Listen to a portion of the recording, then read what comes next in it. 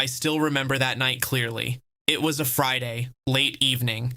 I had stayed back at the office to finish a few reports while my wife, Miriam, told me she was going out for a team dinner with coworkers.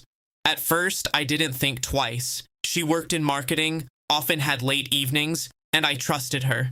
But earlier that day, during lunch at the office, I overheard snippets of a conversation. Some coworkers, her friends, people I'd met at a few parties, were laughing. Not politely, not small chuckles. Real laughter, the kind that makes you glance around nervously. One of them said something about her little weekend plans with a wink. I froze mid-bite. The words didn't make sense at the time, but they lingered like smoke in the back of my mind. By evening, that unease had grown. I decided, almost unconsciously, to follow her. She left the apartment around 7:15 p.m., said she was taking a cab, but instead, I saw her walking briskly toward the corner where a black sedan was parked. Driver's side door opened. A man stepped out. Tall, confident, impeccably dressed. She got in without hesitation. Something about her comfort in his presence made my stomach twist. I kept my distance. Didn't want to spook her. Didn't want to confront her in the moment. I just followed. They drove to a downtown area I rarely visited. Restaurants, boutiques, lights reflecting off the wet pavement. Finally, the car stopped in front of a boutique hotel. She smiled at him. They hugged. Then he whispered something that made her laugh.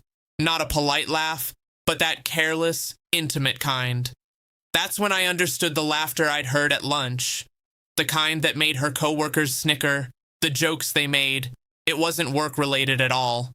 They were in on a secret. Inside the hotel, I watched from a discreet distance as they disappeared into the lobby. My mind raced.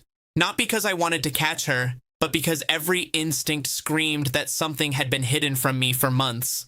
I went home afterward, shaking. I couldn't confront her yet. I needed evidence. The next morning, I checked our shared credit card account. One of the charges jumped out immediately. The hotel. Room 512. 2 nights booked. Paid with her card. I printed screenshots. Checked our security cameras. Cross-referenced timestamps. Every time she said she was out with colleagues, she wasn't. She was with him. Over the next week, I followed discreetly each evening. Hotel visits, late-night coffees, walks in the park where I wasn't supposed to notice. Each time my coworkers' laughter at lunch came back to me. They weren't laughing at a joke or a marketing mishap. They were laughing at my ignorance. By the end of the week, I had everything. Receipts, GPS locations, camera footage, enough to confront her without ambiguity. That Friday, when she returned home from her team dinner, I didn't yell. I didn't cry. I placed all the evidence on the dining table. She froze, eyes wide, realizing the facade had crumbled. I looked at her quietly. So, this is what you were laughing about with your coworkers? Tears welled in her eyes. I didn't think you'd find out. I heard the laughter, I said calmly. I just didn't understand it at the time. Now I do. She had no response. The man she'd been seeing tried calling her that night. She ignored him. For the first time, the illusion of control had shifted. Over the next month, our lives changed dramatically. She moved out. He distanced himself. The coworkers who had snickered at my expense remained silent when they realized the truth had come out. What I learned was simple. Betrayal often hides in laughter. Secrets are spoken in whispers and giggles when you're not looking. And sometimes it takes following someone quietly to understand exactly what others already knew. By the time I sat alone in the living room that night, the house felt heavier, quieter, but clearer.